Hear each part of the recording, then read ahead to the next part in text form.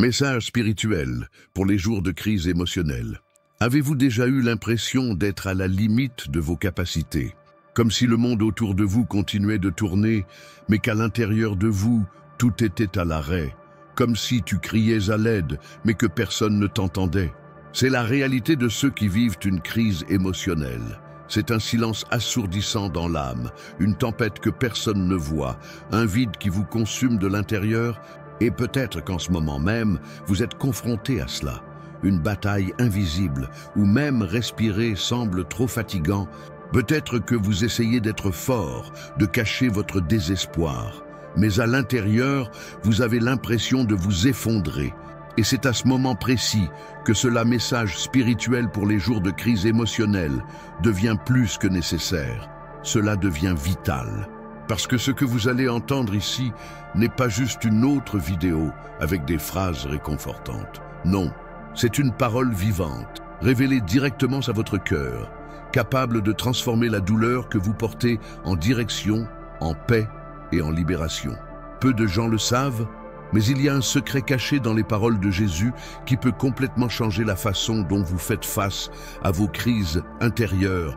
Et ce secret a été gardé caché pendant des siècles, éclipsé par des promesses vides et des conseils superficiels. Aujourd'hui, vous aurez accès à cette profonde vérité spirituelle, une vérité qui apporte la guérison, une vérité qui vous appartient. Vous n'êtes pas ici par hasard. Le fait que vous regardiez cette vidéo est un signe que Dieu cherche votre cœur. Il a vu les larmes que tu as versées alors que personne d'autre ne l'a fait. Il a entendu les cris silencieux de ton âme et a préparé ce moment pour t'atteindre. Et avant de penser que tout ce que vous ressentez est une exagération ou une faiblesse, laissez-moi vous dire, vous n'êtes pas faible parce que vous êtes fatigué. Tu es humain. Et il y a un Dieu qui comprend même ce que vous ne pouvez pas exprimer avec des mots. Il connaît chaque détail de votre douleur émotionnelle. Et c'est exactement pourquoi ce message spirituel va directement au point le plus sensible de votre âme, pour vous montrer qu'il existe un chemin vers une véritable guérison, et il commence maintenant. Prenez une grande inspiration, parce que ce qui est sur le point d'être révélé n'est pas ordinaire. C'est quelque chose qui peut vous ouvrir les yeux sur une nouvelle dimension de la présence de Dieu dans vos jours les plus sombres. Mais attention! Cette révélation ne sera pas délivrée de manière simple, car elle requiert ouverture, abandon et foi. Es-tu prêt? Parce que Jésus est sur le point de vous parler d'une manière que vous n'avez peut-être jamais connue auparavant. Et quand il parle, tout change. Ce message spirituel a été rédigé pour des jours comme celui auquel vous faites face. Des jours où l'âme s'épuise, mais où l'espoir persiste à rester vivant. Vous n'êtes pas ici par hasard. Il se passe quelque chose de bien plus grand en ce moment même. Ce message spirituel pour les jours de crise émotionnelle. Je ne suis pas venu à vous par hasard. C'est Jésus qui vous a amené ici.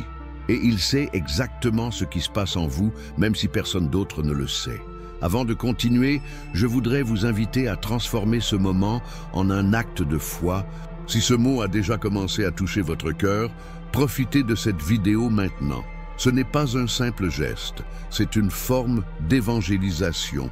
Chaque « j'aime » aide ce message à atteindre d'autres personnes qui sont également confrontées à des batailles internes et qui ont désespérément besoin de guérison et de délivrance.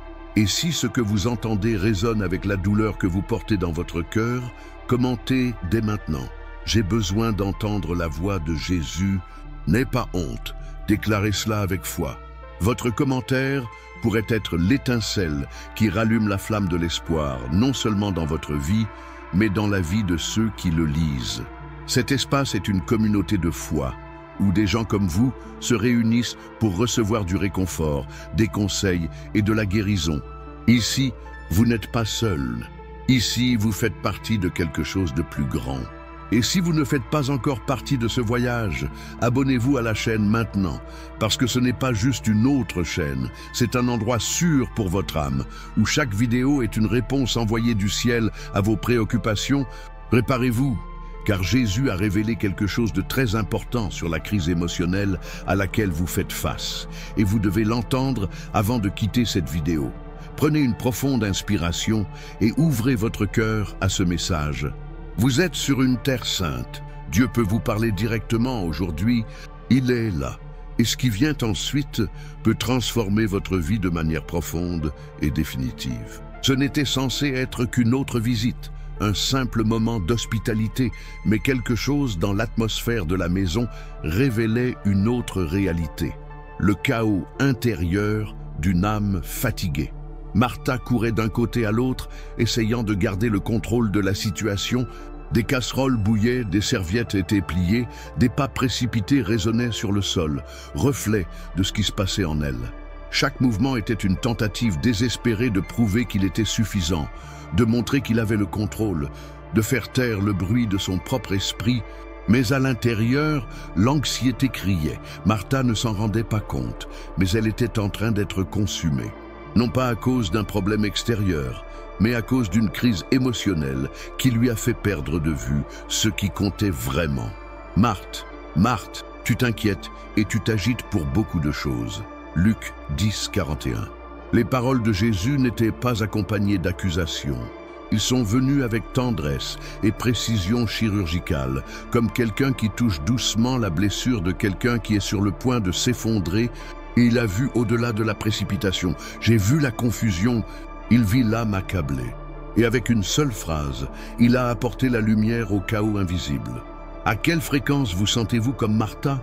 Vous essayez de contrôler l'incontrôlable, de remplir vos journées de tâches et de responsabilités, mais à l'intérieur, vous avez silencieusement l'impression que tout est en désordre. Lorsque l'anxiété paralyse, ce n'est pas seulement le corps qui en souffre, c'est l'esprit, c'est la capacité d'entendre Dieu au milieu de la tempête intérieure qui disparaît.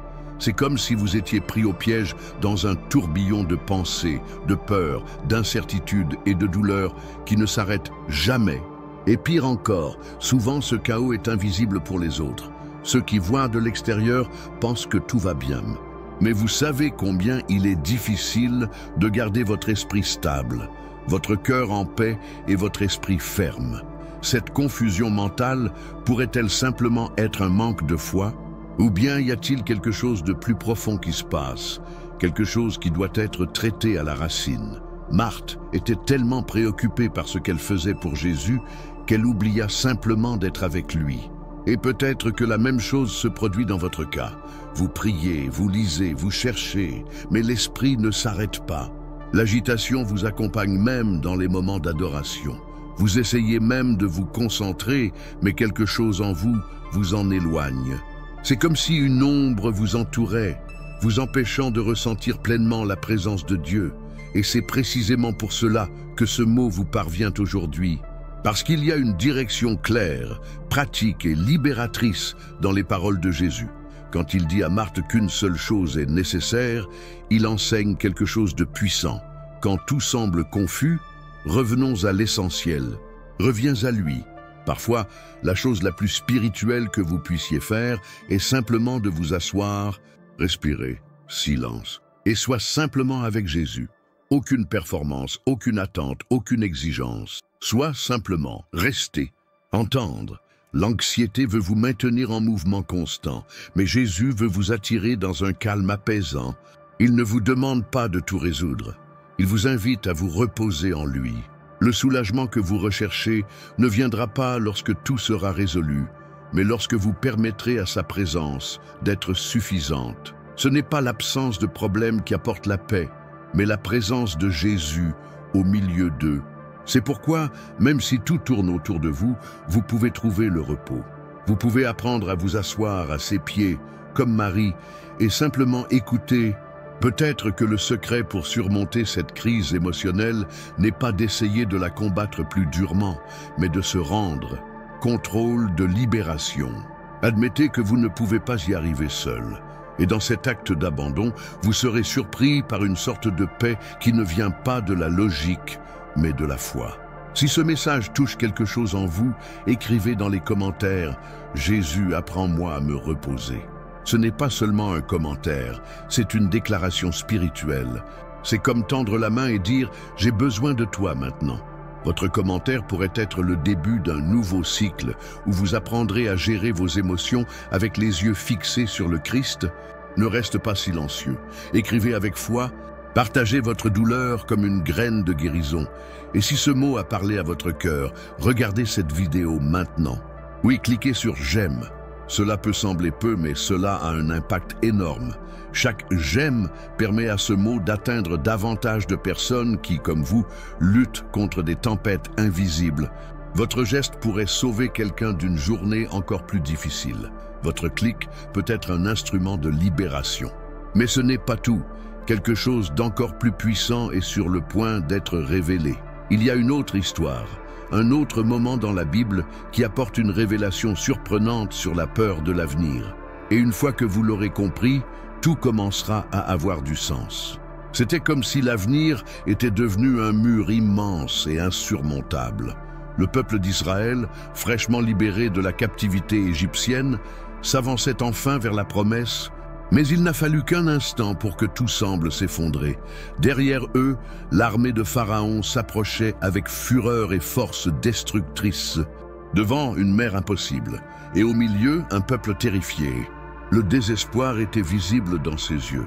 Les mères ont attrapé leurs enfants. Les hommes tremblaient, ne sachant que faire. Des cœurs qui s'emballent, des larmes de panique. C'était le genre de moment qui paralyse même l'âme. Je ne sais pas quoi faire de l'avenir, j'ai juste peur. Peut-être que vous ressentez exactement cela en ce moment. Ce n'est pas la mer Rouge qui s'offre à vous, mais ce sont des factures que vous ne pouvez pas payer, un diagnostic que vous ne savez pas comment affronter, des décisions qui semblent trop importantes, des situations qui échappent à votre contrôle. Et comme ces gens-là, vous regardez autour de vous et tout ce que vous voyez est un siège. Et pas de chemin, pas de solution, juste un silence qui semble confirmer vos pires craintes. Et c'est alors que les paroles de Moïse résonnent comme un rayon de lumière. L'Éternel combattra pour vous. Seulement, taisez-vous. Exode 14:14. Mais comment calmer son cœur quand tout en vous crie? Comment faire confiance au milieu du chaos? Comment pouvez-vous croire qu'il existe une promesse de délivrance alors que vous avez l'impression d'être écrasé à tout moment? Cela semble contradictoire, mais c'est précisément à ce moment-là que le miracle se produit. Parce que ce qui semblait être la fin était en fait le début de quelque chose de surnaturel. Dieu n'a pas seulement délivré le peuple, il a séparé la mer. Un chemin là où auparavant il y avait impossibilité, un chemin impossible aux yeux humains, mais tout à fait possible pour celui qui commande les eaux. Et c'est peut-être exactement ce qu'il fait dans votre vie en ce moment. Oui, tu as peur. Oui, l'avenir semble menaçant. Mais il y a un message divin, vivant et actuel qui vous est adressé en ce moment même. Lorsque vous sentez que vous ne pouvez plus faire un pas de plus, c'est parce que Dieu est sur le point d'agir de manière surnaturelle. Quand la peur du lendemain étouffe, c'est là que la foi doit s'élever. Combien de fois vous êtes-vous reproché d'avoir peur? Combien de fois avez-vous cru que votre peur était synonyme d'un manque de foi? Mais que se passerait-il si je vous disais que la peur n'est pas un signe de faiblesse, mais plutôt une invitation de Dieu à dépendre de lui comme jamais auparavant? Le peuple d'Israël avait aussi peur, et pourtant Dieu ouvrit la mer. Non pas parce qu'ils étaient courageux, mais parce que Dieu était fidèle à la promesse qu'il avait faite, et il reste le même. Ce qui vous arrête aujourd'hui peut être, demain, le témoignage de votre libération. Et cela commence lorsque vous choisissez d'arrêter de regarder les chevaux et les chars de Pharaon et de commencer à regarder celui qui n'a jamais perdu une bataille. Il ne veut pas que tu résolves tout. Il veut que tu lui fasses confiance. Il veut que vous preniez une profonde inspiration, que vous calmiez votre panique et que vous vous souveniez, le Dieu qui a séparé la mer est avec vous maintenant. Si ce mot vous parle, écrivez dans les commentaires « Seigneur, j'ai confiance en toi ». Cette déclaration a du pouvoir. C'est plus qu'une phrase, c'est un acte de foi au milieu de la peur. C'est comme tendre la main, même si elle tremble, et toucher les promesses de Dieu. Commentez maintenant avec un cœur ouvert. Déclarez ceci comme une réponse spirituelle à la panique qui a essayé de prendre le dessus sur votre esprit. Tu n'es pas seul. C'est votre moment de déclarer votre confiance, même si vous ne comprenez pas tout. Mais attendez, Ce qui se passera ensuite remettra en question tout ce en quoi vous croyez. Il existe une autre histoire, celle d'un homme qui a atteint la limite de sa foi, qui pourrait révéler quelque chose que personne ne vous a jamais dit sur les crises spirituelles. Et quand vous l'entendrez, votre façon de voir les actions de Dieu ne sera plus jamais la même. La foule s'est rassemblée, la confusion était intense, et au milieu de tout cela, un père, un homme désespéré, écrasé par l'impuissance de ne pas pouvoir aider son propre fils. Le garçon était possédé par un esprit qui le jeta à terre, écuma, grinça des dents et devint rigide. La douleur de ce père ne venait pas seulement du fait de voir son fils souffrir, mais aussi du fait qu'il se sentait inutile face à tout cela. Il avait déjà tout essayé. J'ai cherché de l'aide, j'ai prié, j'ai plaidé, mais rien ne semblait fonctionner. Et le plus dévastateur était le sentiment que sa foi n'était pas suffisante. La phrase qui sortit de sa bouche devant Jésus portait plus que des mots. C'était un cri de l'âme. « Je crois, aide-moi à surmonter mon incrédulité. » Marc 9, 24. Est-il possible de croire et en même temps de douter? Est-il possible de se tenir devant Jésus et d'avoir quand même l'impression que sa foi est en train de faiblir? Et peut-être qu'en ce moment même, vous vivez exactement cela. Vous avez déjà prié. Tu as déjà demandé. Il a déjà crié. Vous avez entendu tant de promesses. Et pourtant, il semble que rien ne change. Votre foi, qui était autrefois vivante, semble aujourd'hui fragile, fatiguée, presque inexistante.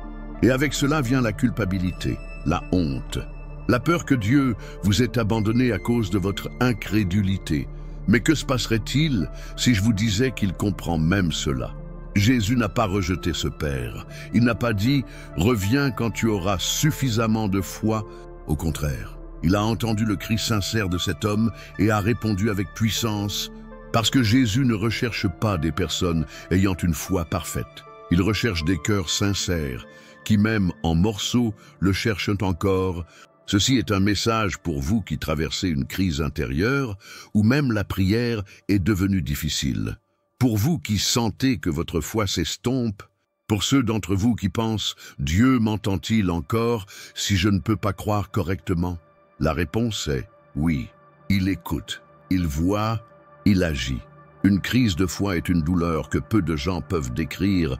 C'est un vide spirituel, un sentiment d'abandon, un nuage sombre recouvrant tout ce qui était autrefois clair. Et souvent, l'Église ne sait pas comment gérer cela. Ils disent qu'il faut croire davantage. Ils disent que si vous doutez, alors vous êtes dans le péché. Mais que se passe-t-il si le doute est en fait un appel à l'aide? Et si Dieu était plus proche de vous maintenant, au milieu de votre incrédulité, qu'à l'époque où tout semblait aller bien? Ce père a vu le miracle se produire non pas parce qu'il avait une foi parfaite, mais parce qu'il a eu le courage d'admettre que sa foi était faible. Et cela a suffi à toucher le cœur de Jésus. Le message spirituel qui émerge dans ce moment de crise émotionnelle est l'un des plus profonds. Dieu agit même lorsque votre foi n'est pas forte. Car ce n'est pas la force de votre foi qui déplace les montagnes, mais la grâce de Dieu.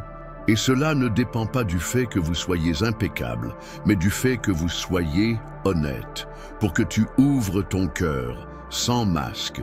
Vous n'avez pas besoin de faire semblant d'être Dieu. Il connaît votre fatigue, votre frustration, votre lutte intérieure. Et il est ici maintenant, prêt à agir dans votre vie d'une manière que vous ne pouvez peut-être même pas imaginer. La foi qui demeure, même petite, même blessée, est toujours un pont vers le miracle. Et Jésus peut traverser ce pont et toucher exactement ce qui souffre le plus en vous. Si vous sentez que ce mot décrit votre réalité, commentez maintenant. « Seigneur, même avec peu de foi, je m'abandonne. » Ce n'est pas juste une phrase, c'est un abandon spirituel.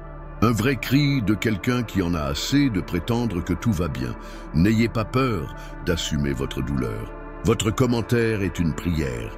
Et les prières sincères atteignent toujours le cœur de Dieu. Notez ceci comme un acte de courage et de foi, même s'il est petit.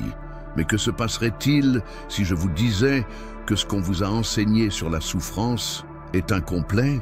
Il existe une autre histoire, aussi connue qu'ignorée, qui révèle ce que Dieu fait lorsque tout s'effondre autour de nous. Et ce qui vient ensuite peut changer votre vie pour toujours. C'était une journée ordinaire, jusqu'à ce que tout s'effondre. En un instant, la vie de Job s'est transformée en poussière. Ses enfants sont morts, sa richesse détruite, sa santé déchirée. Il n'y a eu aucun avertissement. Il n'y avait pas de temps pour se préparer. Il a été arraché à sa stabilité et jeté dans une spirale de perte, de douleur et d'abandon. Job, un homme juste, craignant Dieu, qui faisait tout ce qui est bien. Et pourtant, tout s'est effondré. C'est peut-être ce qui vous perturbe aujourd'hui. Vous essayez de rester fort, vous essayez de faire le bien, vous essayez d'être quelqu'un de foi. Mais même ainsi, vous avez l'impression que le monde autour de vous s'est effondré. Et quand tout s'effondre, l'âme crie en silence. La question se pose, pourquoi moi? Dieu m'a-t-il oublié? Ou est-ce que je paie pour quelque chose? Job a également posé ces questions. Il maudit le jour de sa naissance, questionna la justice de Dieu, déplora son existence. La douleur était vive, incontrôlable, intense. Mais au milieu du chaos, une vérité demeurait en lui. Je sais que mon Rédempteur est vivant. Job 19, 25. Ce n'est pas une phrase de quelqu'un qui comprend tout. C'est une déclaration de foi au milieu des ténèbres. C'est la voix de quelqu'un qui a tout perdu, mais qui refuse de perdre espoir. Et c'est cet espoir qui essaie peut-être de survivre en vous en ce moment. Quand la vie perd pied, quand la crise émotionnelle atteint son paroxysme, quand il ne reste que le vide, cette parole devient un fil de salut. Job n'avait pas de réponse immédiate. Il n'a reçu aucune explication, mais il avait confiance. Et cette confiance, même fragile, même à travers les larmes, était ce qui le maintenait debout. Et cela pourrait aussi être ce qui vous soutient. Car la présence de Dieu ne se mesure pas à l'absence de souffrance, mais à la fidélité qui nous parvient même lorsque nous ne comprenons rien. Le Rédempteur de Job est le même qui est avec vous aujourd'hui. Peut-être êtes-vous entouré de voix qui, comme les amis de Job, essaient de vous trouver des défauts. Ils essaient de vous convaincre que la douleur est de votre responsabilité, que si quelque chose ne va pas, c'est de ta faute. Mais c'est un mensonge dangereux, parce que toute douleur n'est pas une conséquence du péché. Parfois, la souffrance est un four où Dieu façonne la foi la plus profonde, la plus sincère et la plus pure. C'est dans la ruine qu'il révèle la gloire, c'est de la poussière qu'il ressuscite ceux qui ont confiance en sa promesse. Le travail a été rétabli, et pas seulement dans les biens, mais dans la vision spirituelle, dans la compréhension de qui est Dieu, dans l'intimité avec le Créateur. Il dit, avant, je te connaissais par ouï-dire, mais maintenant mes yeux te voient. Rencontre générée par le chaos. La douleur a conduit à la révélation. Et cela peut vous arriver aussi. Ne méprisez pas vos pleurs. Ne taisez pas votre douleur. Ne vous blâmez pas de vous sentir comme si vous étiez en ruine. Dieu est au milieu des cendres, préparant quelque chose que les yeux ne peuvent pas encore voir. Si cette parole vous a parlé, déclarez dans les commentaires « Mon Rédempteur est vivant ». Dites cela même au milieu de la douleur, même sans réponse. Même si votre monde est en morceaux, écrivez comme un acte de foi qui défie le désespoir. Votre commentaire pourrait être un témoignage en devenir. Cela pourrait être la graine de votre restauration. Parlez avec un cœur nu et vrai et permettez à cette confession de devenir un cri spirituel qui émeut le ciel. Mais ce n'est pas tout. Quelque chose d'encore plus puissant est sur le point d'être révélé. Il existe une histoire sur quelqu'un qui a été submergé par la culpabilité à cause d'une erreur qu'il a commise. Et ce qui s'est passé ensuite va remettre en question tout ce que vous croyez sur le pardon. Pierre était le genre d'homme qui parlait avant de réfléchir, qui promettait plus qu'il ne pouvait tenir, qui aimait profondément mais était vulnérable à sa propre faiblesse. Il a juré qu'il ne renierait jamais Jésus. Même si tout le monde t'abandonne, je ne t'abandonnerai pas. Des paroles fortes, prononcées avec sincérité, mais qui seront plus tard contredites par une séquence dévastatrice de lâcheté. En cette nuit froide, alors que Jésus était jugé, Pierre le suivait à distance, et là, autour d'un feu de camp, sous la pression des regards et des questions, il a cédé. 3 fois, il a nié connaître celui qui l'aimait inconditionnellement. Et quand le coq chanta, ses yeux rencontrèrent ceux de Jésus, C'est à ce moment-là que la culpabilité a planté son venin dans l'âme de Pedro. Le texte dit qu'il sortit et pleura amèrement. Ce n'étaient pas des larmes ordinaires, c'étaient des larmes de désespoir, de remords, de honte. Les larmes de quelqu'un qui est tombé gravement et qui s'est senti irréparable. Peut-être êtes-vous là en ce moment, au milieu d'une crise émotionnelle silencieuse, portant le poids de quelque chose que vous avez fait. Une erreur, une décision, une attitude qui vous hante, qui insiste pour vous rappeler que vous avez échoué. Et plus vous essayez d'avancer, plus le souvenir de ce que vous avez fait vous paralyse. La culpabilité a ce pouvoir destructeur. Elle emprisonne, elle fait taire, elle nous convainc que nous ne sommes pas dignes du pardon ni de recommencer. Et tout comme Pierre, vous pouvez continuer à marcher, mais vous avez l'impression de toujours revenir au même point, le moment où vous êtes tombé. La honte vous empêche de lever les yeux, de prier, de croire que Dieu se soucie toujours de vous. Et c'est là qu'intervient l'une des scènes les plus intenses de l'Évangile. Le Seigneur se retourna et regarda Pierre. Luc 22, 61. Le regard de Jésus n'était pas celui de la désapprobation, c'était de l'amour. C'était le regard de quelqu'un qui savait déjà que Pedro tomberait et qui pourtant l'avait choisi quand même. C'était le regard de quelqu'un qui avait déjà préparé le chemin vers la restauration. La crise intérieure de Pedro ne s'est pas terminée cette nuit-là. La culpabilité le consumait pendant des jours, mais ce qui s'est passé après la résurrection est l'une des plus grandes manifestations de grâce que vous puissiez jamais expérimenter. Jésus revient, et au lieu de charger, il invite Pierre à une conversation au bord de la mer. Il ne met pas l'erreur sous le nez des gens.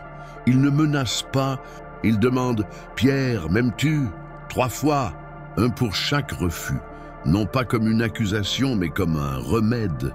Celui qui est tombé profondément est aussi celui qui a reçu une mission puissante. Paix, mes brebis, parce que l'erreur n'a pas effacé le but, parce que la chute n'a pas annulé l'appel. Et si Jésus l'a fait avec Pierre, il peut le faire avec vous aussi. Si vous avez besoin d'être libéré de la culpabilité, dites dès maintenant « Jésus restaure ce que l'erreur a détruit ». Cette phrase n'est pas seulement un commentaire, c'est une prière, c'est une reddition, c'est le cri de quelqu'un qui est fatigué de se cacher de sa propre honte. Commentez honnêtement, sans crainte de jugement. Votre repentir peut être le début de votre restauration. Dieu ne veut pas vous repousser, il veut vous guérir. Et cette confession peut ouvrir la porte à la libération dont votre âme a si désespérément besoin.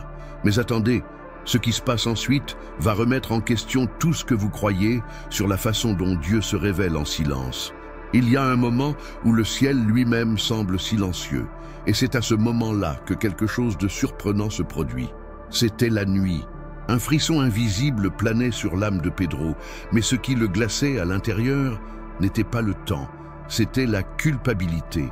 Il avait promis, il a dit qu'il ne renierait jamais le maître, mais là, autour d'un feu de camp entouré d'étrangers, pressé par la peur, la voix qui avait dit auparavant avec tant de certitude qu'il mourrait pour Jésus, dit maintenant 3 fois « Je ne le connais pas ». Et puis le coq a chanté, et à ce moment-là, le regard de Jésus rencontra celui de Pierre. Il n'y avait pas de mots, juste le regard. Mais ce regard portait une force indescriptible, et c'était comme si le ciel et la terre se taisaient. Pierre sortit et pleura amèrement. Des larmes non pas de regrets superficiels, mais d'un cœur déchiré par sa propre chute, parce que l'une des pires souffrances émotionnelles que l'on puisse ressentir n'est pas celle de faire une erreur, mais celle d'être déçu de soi-même. Avez-vous déjà ressenti cela? Vous êtes-vous déjà regardé et vous êtes-vous dit « J'ai trahi Dieu, je ne mérite rien de plus ». Peut-être êtes-vous exactement à ce point, en train d'essayer de porter une croix que vous avez vous-même construite avec les morceaux de votre culpabilité, le poids de la conscience, le regret étouffé, la honte du retour. Et le plus douloureux, c'est quand cette crise spirituelle n'apparaît pas aux autres. À l'extérieur, vous continuez à aller à l'église, à chanter, à socialiser. Mais à l'intérieur, c'est cassé. Et cette douleur émotionnelle ne peut pas être guérie avec des phrases toutes faites. Cela ne disparaît pas avec le temps, parce qu'il y a des marques que le temps ne peut effacer, seul Jésus peut les transformer. Pedro pensait que tout était fini, que son histoire avec Jésus s'arrêterait là, dans ce déni. Mais ce qu'il ne savait pas, c'est que Jésus avait déjà écrit une nouvelle page pour lui. Après la résurrection, Jésus va à la rencontre des disciples et dans ce cadre familial, au bord de la mer, il prépare le petit déjeuner. Et là, devant le même feu de joie, symbole du lieu où Pierre est tombé. Jésus l'appelle pour une conversation. 3 questions. Pierre, m'aimes-tu? 1 pour chaque refus, 1 pour chaque blessure, 1 pour chaque fois où Pierre a douté de lui-même. Jésus n'a pas ignoré la douleur de Pierre. Il a guéri avec amour, il a restauré avec grâce. Et le plus frappant, c'est que le verset dit « Le Seigneur se retourna et regarda Pierre ». Luc 22, 61. Jésus n'a pas détourné son visage, il n'a pas détourné le regard, il a regardé. Il a considéré l'échec de Pierre avec miséricorde et non avec condamnation. Et voici une vérité qui doit pénétrer votre cœur aujourd'hui. Votre chute n'a pas annulé votre vocation. Ta douleur n'a pas annulé la promesse. Jésus vous appelle toujours. Il te regarde toujours avec amour. Il vous invite toujours à la table parce qu'il ne t'abandonne pas. La crise à laquelle vous faites face actuellement peut sembler être la fin. Mais entre les mains de Jésus, elle peut être le début d'une profonde reconstruction. Lorsque Pierre est tombé, il pensait qu'il était perdu. Mais c'est précisément là que la grâce de Dieu s'est révélée de la manière la plus puissante. L'échec de Pierre n'était pas la fin de l'histoire, c'était un tournant. Et cela peut vous arriver aussi. Si cette parole vous a parlé, déclarez avec foi dans les commentaires « Jésus, relève-moi du sol de ma culpabilité ». Cette phrase est plus qu'un commentaire, c'est un cri, une livraison, une reconnaissance que vous avez besoin de l'aide de Dieu pour avancer. Déclarez cela non pas avec honte, mais avec foi. Votre repentir n'est pas une condamnation, c'est un pont vers la restauration. Écrivez avec le cœur, et si ce mot peut aussi aider quelqu'un, partagez-le. Dieu peut utiliser votre acte de foi pour atteindre une autre vie. Et si ce mot a touché votre cœur, cliquez sur « J'aime » comme un acte de foi. Chaque « J'aime » permet à ce message d'atteindre davantage de personnes qui ont également besoin de ce toucher réparateur. Vous pouvez être un pont d'espoir dans la vie de quelqu'un. Mais ce n'est pas tout. Quelque chose d'encore plus puissant est sur le point d'être révélé. Il y a une voix qui murmure dans la solitude, une présence qui se révèle là où tout le monde pense que Dieu est resté silencieux. Et ce qui va suivre pourrait complètement changer la façon dont vous percevez le silence. Il se cachait, isolé, blotti dans une grotte, non pas parce que je voulais me reposer, mais parce que j'avais renoncé à continuer. Élie, le prophète qui avait affronté les faux prophètes de Baal avec un courage impressionnant, était maintenant en fuite. Après un grand acte de foi, l'épuisement est venu, la poursuite, la menace de mort. Et avec cela, une crise émotionnelle si profonde qu'il a demandé à Dieu de le laisser mourir. « C'est assez, Seigneur, prends-moi la vie » 1 Roi 19:4. Celui qui voit Élie sur cette montagne, défiant les rois et les foules, ne peut imaginer qu'il se cacherait lui aussi dans une grotte, accablé par la solitude et l'épuisement de l'âme. Mais c'est là, dans cette cachette émotionnelle, que l'histoire change complètement. Combien de fois avez-vous ressenti cela? Forte à l'extérieur, mais brisée à l'intérieur? Une foi que tout le monde admirait, mais qui aujourd'hui peut à peine supporter son propre poids. Le découragement arrive silencieusement. Tout d'abord, il y a la fatigue, et puis le sentiment que personne ne comprend. Frustration face aux promesses non tenues. Déception envers les gens. Et soudain, vous commencez à croire que votre douleur n'a pas d'importance. Que votre solitude est invisible même pour Dieu. Élie croyait cela. Mais il avait tort, Dieu ne l'a pas réprimandé, il ne l'a pas abandonné. Au contraire, il prépara du pain cuit sur des charbons ardents et de l'eau fraîche et dit « Lève-toi et mange, car le chemin est long. » 1 Roi 19:7. Le Créateur de l'univers a fait un geste si simple et si puissant. Il a pris soin d'Élie en silence, sans rien lui demander. Et voici quelque chose qui pourrait changer la façon dont vous voyez les jours difficiles.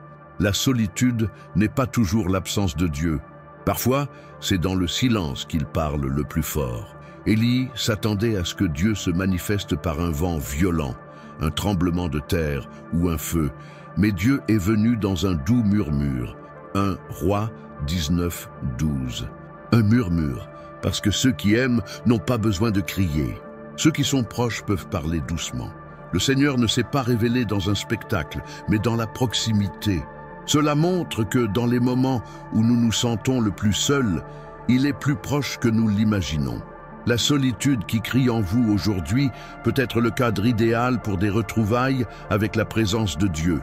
Non pas dans le bruit, mais dans le silence. Et c'est peut-être exactement ce dont vous avez besoin en ce moment. Vous arrêtez, prendre une profonde inspiration et réaliser que Dieu ne vous a jamais quitté. Si ce mot a touché quelque chose de profond en vous, commentez maintenant « Jésus, parle-moi même en silence ». Que cette phrase soit votre prière aujourd'hui. Une déclaration sincère de quelqu'un qui est fatigué de chercher des réponses bruyantes et qui est prêt à écouter le murmure de Dieu. Écrivez avec votre cœur et laissez cet acte de foi faire place à une véritable expérience de la présence du Seigneur. Savez-vous ce que peu de gens réalisent dans cette histoire? Même au milieu de sa fuite, Élie était toujours considéré comme un prophète par Dieu. La crise émotionnelle qu'il a vécue n'a pas annulé son identité. Il était toujours appelé, il a quand même été choisi. Et cela vaut pour vous. Aucune tristesse, aucune phase difficile ne peut effacer le but que Dieu a écrit sur votre vie. Votre valeur ne réside pas dans ce que vous ressentez, mais dans ce qu'il a déclaré. Et s'il vous appelle encore par votre nom, c'est qu'il y a encore un plan.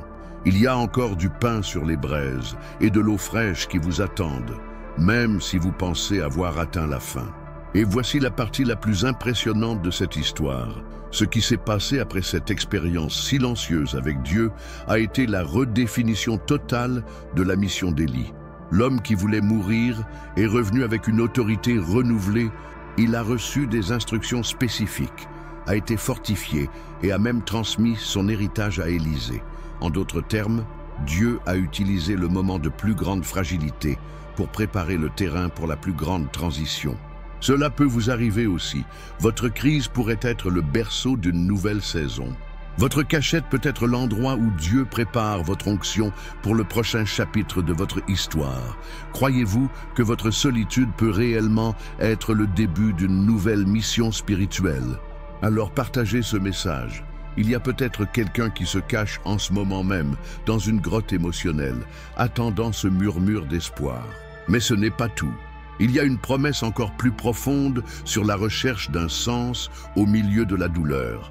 Et elle a été écrite au fond d'un puits, quand tout le monde pensait qu'il n'y avait plus de but. Ce qui vient ensuite peut changer la façon dont vous percevez l'abandon et le vide. La scène est sombre, humide, claustrophobe. Un trou creusé dans le sol, suffisamment profond pour empêcher toute fuite. À l'intérieur, un homme de Dieu. Jérémie, le prophète qui a osé dire la vérité au milieu d'une période de chaos, est maintenant au fond d'un gouffre. Il n'est pas arrivé là par hasard. Il a été jeté dehors, humilié, oublié. Aucun crime, aucune trahison. Juste le courage d'annoncer ce que Dieu lui avait dit de dire. Et ce qu'il a reçu en retour, c'est le silence des autorités, la froideur des dirigeants, la cruauté de ses propres frères. La boue recouvrait ses pieds, la faim le consumait. Et la solitude semblait crier plus fort que sa foi. Si vous vous êtes déjà demandé pourquoi, même lorsque vous faites ce qu'il faut, tout semble aller mal, alors vous savez un peu ce que Jérémie a ressenti. La douleur émotionnelle d'avoir touché le fond va au-delà des circonstances physiques. C'est une crise de but. C'est à ce moment-là que vous commencez à vous demander « Pourquoi suis-je ici ? À quoi ça sert ?» C'est un silence résonnant, une angoisse que personne ne peut voir. Et peut-être êtes-vous au bon endroit, dans un endroit où personne ne vous écoute, personne ne vous tend la main, et vous commencez à douter que Dieu ait vraiment des plans pour votre vie. Mais que diriez-vous si je vous disais que c'est dans ce scénario d'abandon que certaines des promesses les plus puissantes ont été libérées? Jérémie, toujours dans cet état, reçut une parole qui résonne encore aujourd'hui. « Car je connais les projets que j'ai formés sur vous, projets de paix et non de malheur, afin de vous donner un avenir et de l'espérance. » Jérémie 29, 11. Maintenant, arrêtez-vous et réfléchissez. Dieu déclare cela à quelqu'un qui était englouti dans la boue. Est-ce que ça te dérange? Cela devrait, parce que cela remet en question tout ce que nous avons appris sur la récompense et la valeur. Jérémie n'était pas dans un temple, il n'était pas entouré d'adorateurs, il ne récoltait pas les fruits de sa fidélité. Il était emprisonné, lésé et oublié. Et c'est là que Dieu dit « J'ai des projets pour toi ». Ne serait-il pas plus logique que Dieu dise cela alors que tout allait bien, quand la vie coulait? Mais non, la promesse est venue dans la vallée, parce que notre objectif n'est pas conditionné par notre confort. Ce qu'on vous a enseigné sur le destin est peut-être incomplet. Vous n'avez pas besoin d'être au sommet pour entendre la voix de Dieu. Parfois, c'est au fond du gouffre qu'il révèle les directions les plus hautes. Jérémie représente tous ceux qui se sont un jour sentis jetables, des gens qui ont tout donné et qui ont quand même été marginalisés, les gens qui ont le sentiment de ne pas être vus, de ne pas être suffisants, d'être en chute libre, sans aucun signal de détresse. Mais il y a ici quelque chose de profond et de puissant. Alors que Jérémie était ignoré par tous, Dieu écrivait un avenir d'espoir. La crise émotionnelle que vous vivez aujourd'hui n'est pas la dernière page. Ce n'est pas le point final, c'est une virgule, un silence momentané entre douleur et promesse. Et même si le scénario ne change pas maintenant, la parole de Dieu a déjà tout changé en vous. Et c'est le début d'une véritable transformation. Si vous sentez que cette parole parle directement à votre âme, écrivez dans les commentaires. Même dans la fosse, je crois en tes plans.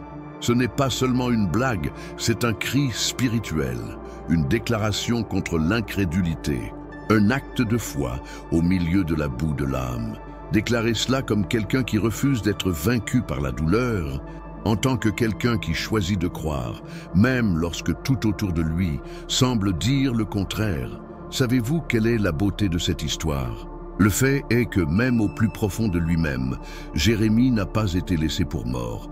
Un serviteur étranger, un homme improbable, a été utilisé par Dieu pour sortir cet homme du puits. Cela nous montre que l'aide peut venir de là où on l'attend le moins. Dieu n'est pas lié par la logique humaine. Il déplace les gens, les circonstances et même le temps si nécessaire. Tout cela pour accomplir ses plans pour vous. Et si vous vous sentez sans but aujourd'hui, accrochez-vous à ceci. Il y a un plan. Même si c'est caché, ça existe. Même si vos yeux ne le voient pas, le ciel écrit déjà un résultat différent. Et voici la partie que peu de gens comprennent. Parfois, le fond du gouffre est l'endroit exact où Dieu plante la graine de quelque chose de nouveau. Ce n'est pas la fin, c'est un nouveau départ déguisé, et cette perspective peut changer la façon dont vous faites face à ce que vous vivez. Ce qui vient ensuite peut complètement déconstruire la façon dont vous voyez le silence de Dieu. Car il y a une histoire encore plus troublante, où l'abandon apparent était en fait le signe avant-coureur d'un miracle auquel personne ne s'attendait. Ce qui va suivre pourrait changer votre vie pour toujours. La tempête ne montrait aucun signe d'apaisement. Les disciples, des hommes habitués à la mer, étaient désormais désespérés. Le bateau était violemment secoué par les vagues, et l'obscurité de la nuit rendait tout encore plus terrifiant. Des cris, l'eau envahit le pont, des cœurs en panique. Et au milieu du chaos, Jésus dormait. C'est l'une des scènes les plus déconcertantes des évangiles. Comment le Sauveur du monde peut-il être en paix alors que tout autour de lui semble s'effondrer? C'est une question qui résonne dans nos crises émotionnelles. Où est Dieu lorsque la tempête intérieure ne s'arrête pas? Lorsque votre esprit ressemble à une mer agitée, pleine de pensées, de peur et de culpabilité qui ne vous laissent pas dormir, vous vous identifiez à ces hommes. La tempête à l'extérieur d'eux était réelle, mais il y en avait un encore plus intense, celui qui se produisait à l'intérieur. Ils le réveillèrent et dirent « Maître, ne te soucies-tu pas de ce que nous périssons » Marc 4, 38. Cette question est tellement humaine, c'est le cri silencieux de ceux qui vivent noyés dans l'anxiété, la peur et l'épuisement mental. Peut-être ne l'avez-vous jamais dit à voix haute, mais votre cœur vous a crié « Seigneur, vois-tu cela? Ne te soucies-tu pas que je sois au bord de l'effondrement » Jésus se lève, réprimande le vent, il ordonne à la mer « Calme-toi, tais-toi » et soudain tout devient silencieux. La mer obéit, Le vent tourne, mais la question que Jésus pose ensuite est frappante. Pourquoi avez-vous si peur? N'avez-vous toujours pas la foi? Cette scène ne se résume pas seulement à une tempête littérale, il s'agit de ce qui arrive à notre âme lorsque la peur prend le dessus. Lorsque l'esprit est tellement submergé qu'il semble impossible de trouver la paix, la crise émotionnelle que vous ressentez aujourd'hui n'est peut-être visible pour personne. À l'extérieur, vous fonctionnez, travaillez, répondre aux messages, publier sur les réseaux sociaux, mais à l'intérieur, votre âme crie à l'aide. Et voici l'une des révélations les plus profondes du texte. Jésus était dans la barque. Il n'est jamais parti, même quand cela semblait loin, même quand il ne bougeait pas. Il était là, parce que la véritable réponse à votre angoisse n'est pas l'absence de tempête, mais la présence du Maître. Le mot d'ordre de Jésus, « Paix, tais-toi », ce n'était pas seulement pour la mer. Cela a touché le cœur des disciples. C'était à cause des pensées qui défilaient, des peurs de l'avenir, de l'anxiété qui les rongeait de l'intérieur. Et c'est cette même parole que Jésus libère sur vous maintenant. Au milieu du bruit de vos pensées, il dit « Soyez tranquille ». Au milieu du chaos de votre âme, il dit « Sois tranquille ». Et le plus puissant, quand Jésus parle, même la nature se tait. Si la mer obéit, votre âme peut aussi trouver le repos. Mais pour y parvenir, il faut reconnaître qu'il ne s'agit pas d'essayer de ramer plus fort, il s'agit de croire qu'il est dans le bateau. Si vous sentez que cette tempête mentale vous empêche de vivre, déclarez dans les commentaires « Jésus vient dans mon esprit et apporte la paix ». Écrit comme un cri, comme une vraie demande de quelqu'un qui en a assez de se battre seul, qui reconnaît qu'il a besoin de quelque chose de plus grand. Cette phrase peut être le début de votre guérison émotionnelle. Il se pourrait que ce soit l'ouverture dont le ciel a besoin pour intervenir en vous. Et il y a un détail encore plus choquant dans cette histoire. La mer qui a semé la terreur parmi les disciples était la même mer qui s'est calmée à la voix de Jésus. Cela signifie que ce qui vous effraie aujourd'hui pourrait être le même scénario dans lequel Dieu manifestera sa puissance. Votre crise peut devenir votre témoignage. Ce qui aujourd'hui semble être une attaque contre votre santé mentale pourrait devenir le lieu où vous verrez le surnaturel se produire. Car Jésus ne se contente pas d'apaiser la mer, il transforme les cœurs. Prenez une grande inspiration. Permettez-vous de ressentir ce message. Imaginez maintenant que Jésus vous regarde dans les yeux et vous dit « Calme-toi », non pas comme un ordre brutal, mais comme une invitation à la confiance. Il ne minimise pas votre douleur, mais il ne la laisse pas non plus vous dominer. Il offre quelque chose que personne d'autre ne peut donner. La paix qui surpasse toute compréhension. Non pas une paix artificielle, basée sur l'absence de problème, mais une paix ferme, qui vous soutient même lorsque tout est en mouvement. Et si cela semble impossible, rappelez-vous, l'impossible est le champ d'action de Dieu. Mais ce n'est pas tout. Il y a un moment dans les Écritures où le silence de Dieu semblait définitif, où l'attente s'éternisait et la réponse n'arrivait jamais. Ce qui s'est passé à ce moment-là a ébranlé même les plus proches de Jésus. Et ce qui vient ensuite pourrait complètement transformer la façon dont vous comprenez le temps d'attente. Jésus était absent. C'était le sentiment. Marthe pleura, Marie resta silencieuse, et les Juifs venus réconforter la famille se demandèrent « S'il aimait tant Lazare, pourquoi n'est-il pas venu plus tôt ?» Il y avait quelque chose d'inconsolable dans cette maison. Lazare, un ami proche de Jésus, était mort depuis 4 jours. La douleur de la perte était déjà immense, mais ce qui augmentait encore la souffrance était le silence apparent de Dieu. Marthe court à la rencontre de Jésus avec une phrase qui résonne encore dans l'âme de beaucoup de ceux qui traversent des crises émotionnelles. « Seigneur, si tu avais été ici, mon frère ne serait pas mort. » Jean 11, 21. Combien de fois avez-vous pensé la même chose? « Seigneur, si tu avais agi, je n'aurais pas perdu le contrôle de mes émotions. Si tu avais parlé, je n'aurais pas sombré ainsi. » Le manque de réponse peut être plus douloureux que la souffrance elle-même. C'est comme si le ciel était silencieux, tandis que le cœur hurle. Le verset qui dit « Bien qu'il fût malade, il resta encore 2 jours au lieu où il était » Jean 11, 6, semble cruel à première vue. Jésus savait que Lazare était en train de mourir, Et pourtant, il attendait. Son silence était intentionnel, mais il n'a pas été négligent. Et voici l'une des plus grandes révélations spirituelles sur les crises intérieures. Le temps de l'attente est souvent le temps de la révélation. Ce qui semblait être de la négligence était en fait le théâtre d'un miracle encore plus grand. Jésus ne voulait pas seulement guérir Lazare, il voulait le ressusciter. Et pour cela, il fallait que le silence précède le cri de l'autorité. C'est exactement ce qui est peut-être en train de vous arriver.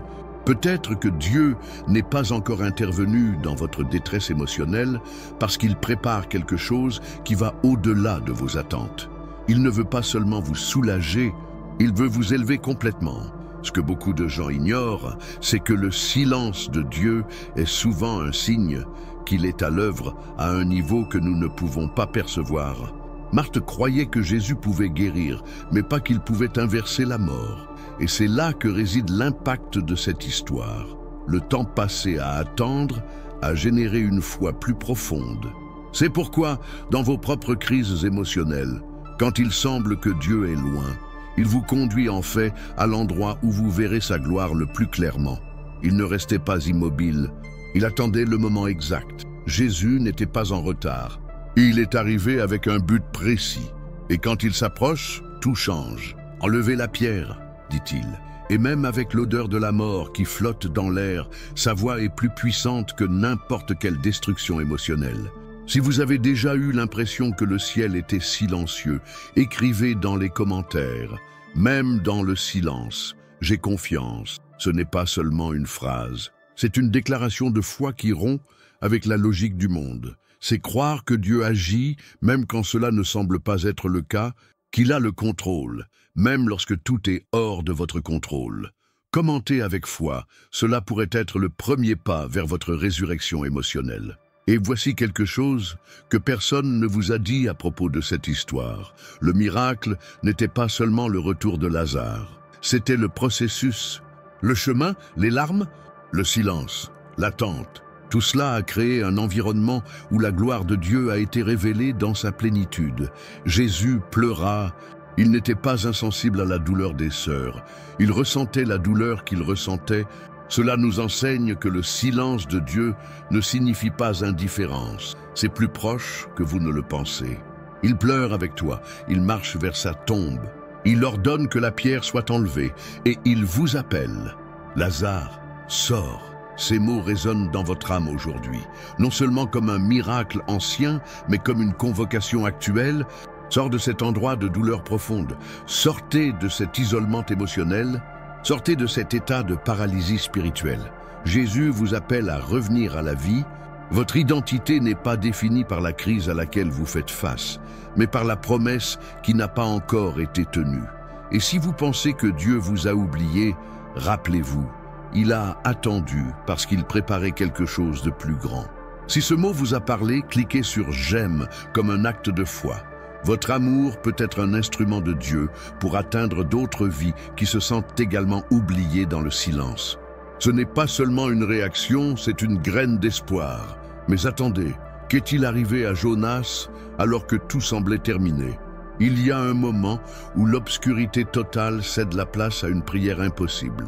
Et c'est précisément de là que surgit une nouvelle chance. Et ce qui vient ensuite vous montrera que, même au fond du gouffre, il y a un Dieu qui entend chaque cri. L'obscurité était absolue. L'odeur de la mer et le bruit des vagues s'écrasant contre la coquille du poisson étaient les seules choses que Jonas pouvait percevoir. Il était isolé, entouré de murs visqueux, sans air frais, sans direction, sans lumière. Littéralement au fond du puits, ou plutôt dans le ventre d'un gros poisson. L'angoisse était suffocante, tant physiquement qu'émotionnellement. La culpabilité de sa désobéissance mêlée à la peur de la mort et au sentiment accablant d'abandon formait le chaos en lui. Il y avait une crise à tous les niveaux, spirituel, émotionnel, mental et physique. Jonas ne savait pas ce qui allait se passer dans une seconde, mais il savait qu'il méritait d'être là. Et pourtant, quelque chose en lui a décidé de crier. Au plus fort de sa douleur, au plus fort de son affliction, il a trouvé la force de dire « Dans ma détresse, j'ai invoqué l'Éternel et il m'a répondu. » Jonas 2:2. C'est dans ce scénario de ruine intérieure complète que la grâce de Dieu se révèle de la manière la plus puissante, car la vérité est que nous tous, à un moment donné de notre vie, nous nous retrouvons exactement là où Jonas était, plongé dans des crises si profondes qu'elles semblent irréversibles. Qui n'a jamais ressenti ce sentiment de sombrer émotionnellement, englouti par des circonstances plus grandes que ce qu'il peut gérer? C'est dans ces moments-là que nous sentons que nous n'avons plus la force de prier. Mais c'est précisément là que commence la transformation. Au moment où, même sans force, l'âme gémit vers le ciel, le cri qui vient de l'abîme, même sans belles paroles, a une valeur incalculable devant Dieu. La prière de Jonas n'a pas été faite dans un temple ni dans une église. Il a été réalisé dans un environnement sombre, solitaire et désespéré. Et cela nous enseigne une vérité qui doit être dite avec fermeté. Dieu entend les prières faites dans les lieux de crise. Il n'exige pas un autel parfait. Il répond au cœur brisé. Et plus que cela, il n'est pas limité à l'endroit où vous êtes. Jonas était là où aucun homme n'avait jamais été, à l'intérieur d'un poisson au fond de l'océan. Et même là, le Seigneur l'entendit. Votre crise actuelle est-elle vraiment un signe d'abandon de Dieu ou est-elle l'étape parfaite pour un nouveau départ surnaturel que lui seul pouvait écrire? La prière de Jonas était une reddition. Il a reconnu qu'il s'était enfui, il a reconnu qu'il avait tort. Mais surtout, il a reconnu que seul Dieu pouvait le sortir de là. C'est la clé pour ceux qui traversent des jours d'épuisement émotionnel. Reconnaître que vous ne pouvez plus y arriver seul. Il arrive un moment où ni les techniques, ni les conseils, ni l'effort humain ne résoudront le problème. Seule l'intervention de Dieu peut sauver quelqu'un d'un état d'effondrement intérieur. Et lorsque ce cri sincère s'élève, quelque chose bouge dans le monde spirituel. La chose la plus surprenante, Dieu ordonne au poisson de vomir Jonas. Ce n'était pas le choix du poisson, c'était un commandement divin. Cela signifie qu'il y a des situations dans lesquelles, même si vous n'avez pas la force de partir, Dieu donne des ordres pour que les circonstances vous ramènent à votre but. Et c'est là que votre voyage continue. Après la crise la plus profonde est venue la mission. Jonas est sorti de ce ventre non seulement vivant, mais avec une nouvelle compréhension, une nouvelle obéissance, une nouvelle connexion à la volonté du ciel. Cela nous enseigne que Dieu ne se contente pas de nous guérir de la douleur, il nous repositionne. Il prend ce qui semblait être la fin et le transforme en un nouveau départ. Si vous êtes dans un endroit sombre de l'âme, commentez maintenant. De l'abîme, je crie, peu importe à quelle profondeur vous êtes tombé, Dieu vous écoute. Votre déclaration publique de foi peut briser le silence qui vous entoure. Écrivez avec courage, c'est le début de votre sortie. Et si vous pensez que prier dans cet état est inutile, souvenez-vous de Jonas. Une seule prière, faite au cœur du chaos, est devenue la clé de son histoire. Dieu ne vous a pas amené ici pour mourir dans la crise. Il vous forme dans l'invisible pour vous élever dans le visible. Et la partie la plus marquante reste à venir. Car il y a un homme, fragile comme toi, qui avait aussi peur, se cachait, pensait qu'il était incapable. Et Dieu l'a appelé un guerrier. Ce qui vient ensuite changera votre perception de qui vous êtes et de la façon dont Dieu voit vos luttes les plus silencieuses. Tout ce que Gideon voulait faire était de disparaître. Caché dans un pressoir, essayant de battre le blé en secret, il fit tout ce qu'il put pour survivre loin des yeux des Madianites. Son cœur était saisi par la peur, son esprit tourbillonnant entre des pensées d'insécurité et d'impuissance. C'était un homme écrasé par une cruelle réalité, par des années de souffrance, par des promesses qui semblaient oubliées. Israël vivait une période de crise profonde, une crise émotionnelle, spirituelle et même identitaire. Et Gédéon se voyait comme un reflet de cela, abattu, confus, sans courage, sans direction, sans foi. Il n'était pas seulement un homme qui se cachait, c'était quelqu'un qui s'était déjà caché, même de lui-même. Mais alors, de manière tout à fait inattendue, l'ange du Seigneur apparaît et le salue avec des paroles qui contrastent avec sa réalité. « L'Éternel est avec toi, vaillant guerrier » Juge 6, 12. Que veux-tu dire par guerrier? Gédéon ne se voyait pas de cette façon. Il ne se sentait pas fort. Il ne pensait pas être courageux. Il ne se reconnaissait pas dans l'appel Cette scène met en lumière l'une des vérités les plus puissantes des Écritures. Dieu ne vous parle pas en fonction de la façon dont vous vous voyez, mais en fonction de la façon dont il vous voit. Alors que la peur disait « tu n'es rien », Dieu disait « je t'ai choisi ». Et ce choix divin ne dépend pas de votre force, mais de sa présence au milieu de votre crise. Gédéon, rempli de doutes, répond par une plainte qui résonne encore aujourd'hui dans le cœur de beaucoup de gens. Si l'Éternel est avec nous, pourquoi tout cela nous est-il arrivé? Juge 6:13. Ce cri révèle la douleur de ceux qui vivent une foi fragmentée par les frustrations. Votre lutte actuelle signifie-t-elle que Dieu vous a abandonné? Ou êtes-vous sur le point de découvrir une identité que vous ne saviez même pas porter? Parce que souvent, la crise n'est pas la fin. Elle est le déclencheur de la révélation de qui vous êtes vraiment en Dieu. Et la peur, aussi étouffante soit-elle, peut être le berceau d'un nouvel appel. Ce que Gédéon n'a pas compris, c'est que Dieu ne choisit pas le plus fort. Il donne du pouvoir à ceux qui ont un cœur bien disposé, même s'ils sont faibles, peu sûrs d'eux ou brisés. Et c'est là la beauté de l'œuvre de Dieu. Il regarde un lâche caché et voit un libérateur potentiel. Il se révèle au milieu de la crise, transforme la peur en mission et transforme un cœur paralysé en quelqu'un qui transforme sa génération. L'insécurité de Gédéon était réelle, tout comme la vôtre peut l'être. Mais le Seigneur ne l'a pas appelé à rester caché. Il l'a appelé pour gagner. Vous pouvez être en proie à la panique, bloqué par un traumatisme, vivant dans une tension constante. Votre âme est peut-être tendue, votre esprit s'emballe, essayant simplement de passer la journée. Mais Dieu vous regarde aujourd'hui avec les mêmes yeux avec lesquels il a vu Gédéon.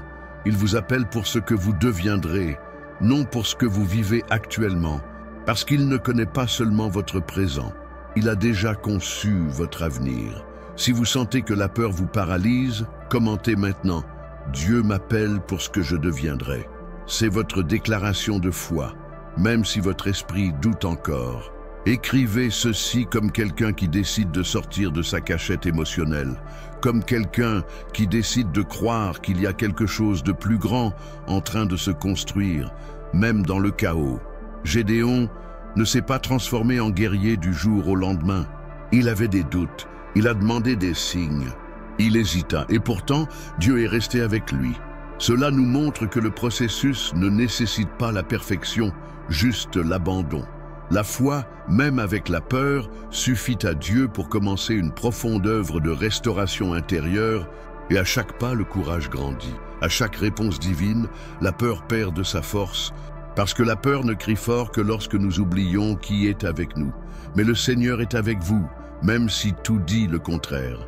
Et si je vous disais que le prochain personnage de la Bible était confronté à une sorte de prison invisible que beaucoup portent en silence aujourd'hui, et qu'une action apparemment simple a tout changé, ce qui vient ensuite peut vous libérer de ce qui semble être une pression sans fin. La prison était sombre, humide et oppressante. La chaîne à ses pieds était réelle, mais la plus grande oppression était invisible. Elle était dans l'âme. Paul et Silas n'étaient pas là à cause d'un crime, mais parce qu'ils faisaient le bien. Ils ont été arrêtés pour avoir libéré une jeune femme possédée. Ils ont été fouettés en public, humiliés devant tout le monde et enfermés au plus profond de la prison. Imaginez la scène. Le corps souffrait, le sang coulait encore des plaies ouvertes, l'avenir semblait incertain. Et pourtant, quelque chose de complètement inattendu se produit. Vers minuit, au plus fort de leur douleur, ils commencent à prier et à chanter. Oui, chante, louez Dieu au milieu de la prison, glorifié dans l'obscurité, adoration dans la souffrance. Cette scène défie la logique humaine, parce que la chose normale serait de se plaindre, de murmurer, d'abandonner.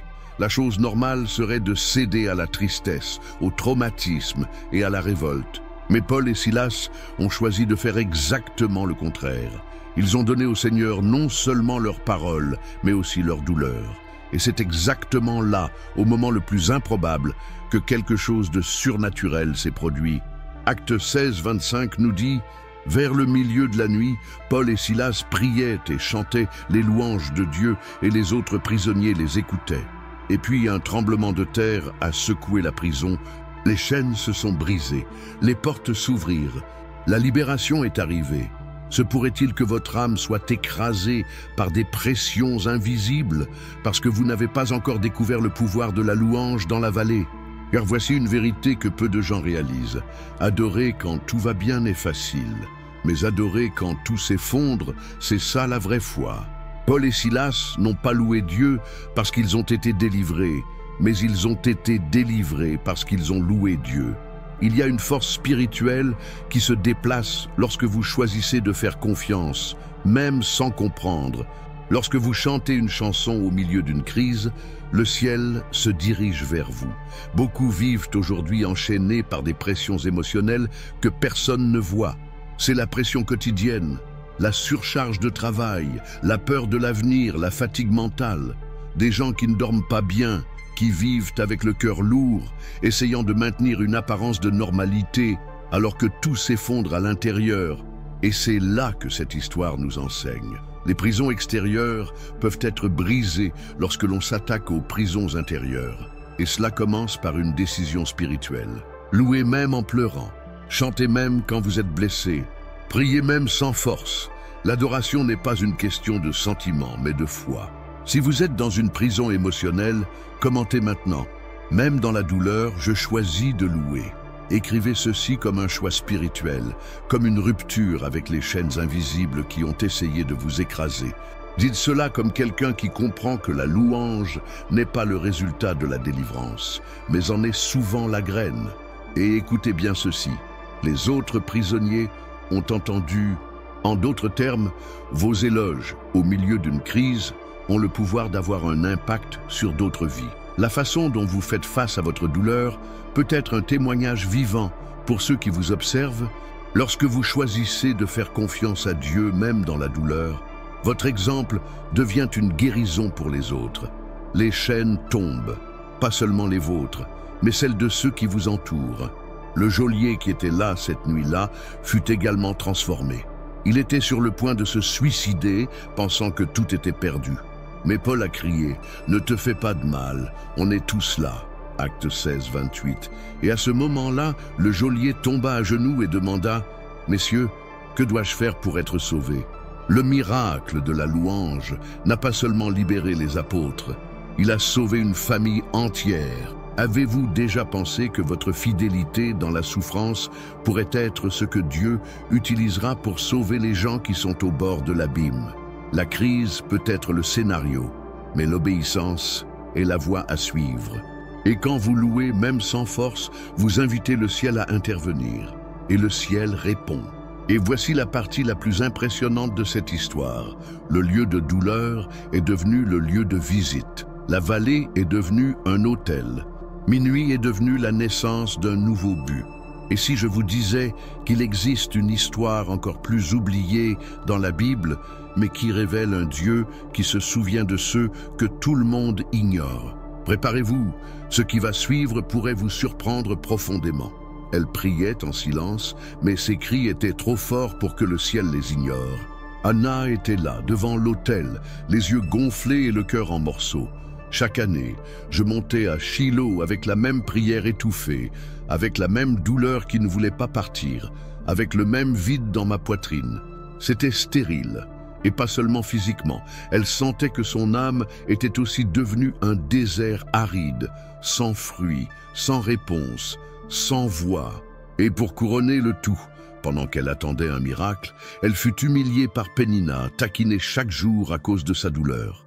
L'humiliation de l'attente était encore plus cruelle que l'absence de réponse elle-même, parce que ce n'était pas seulement le temps qui pesait sur moi, c'était le jugement des gens, c'était le sentiment d'être oublié de Dieu, c'était le sentiment d'inutilité qui grandissait en moi. Avez-vous déjà ressenti cela, comme si Dieu t'avait oublié? Quand tout le monde autour de vous semble être reconnu, béni, exalté, mais que votre nom n'est jamais appelé. Quand vous entrez et sortez de l'église, vous priez, vous jeûnez, vous criez, mais vous continuez à porter un silence qui fait plus mal que les cris. C'est ce qu'Anna ressentait, et c'est peut-être exactement ce que vous ressentez en ce moment. Mais voici le point, ces pleurs n'ont pas été vains. 1 Samuel 1,10 dit Elle avait l'amertume dans l'âme, et elle pria l'Éternel, et pleura abondamment. Et le plus puissant, c'est que Dieu a entendu ce cri, parce que Dieu n'ignore pas les larmes sincères. Il n'est pas sourd au désespoir qui vient de l'âme. Et même si Anna n'entendit pas de réponse à ce moment-là, quelque chose bougeait déjà dans l'invisible. Le ciel préparait déjà un miracle qui viendrait non seulement consoler, mais changer les destins. Car Samuel, le fils qu'elle n'avait pas encore, ne serait pas seulement une réponse personnelle, mais une voix prophétique qui marquerait des générations. Se pourrait-il que votre attente soit trop longue, parce que la réponse que Dieu prépare est trop grande pour venir en son temps? C'est une question qui confronte nos cœurs. La plupart des gens croient que lorsque Dieu est silencieux, c'est parce qu'il est distant. Mais que se passe-t-il si c'est tout le contraire? Et si le silence était le moment le plus proche d'un miracle? Et s'il testait simplement jusqu'à quel point vous êtes capable de continuer à croire, même sans voir? Anna a continué.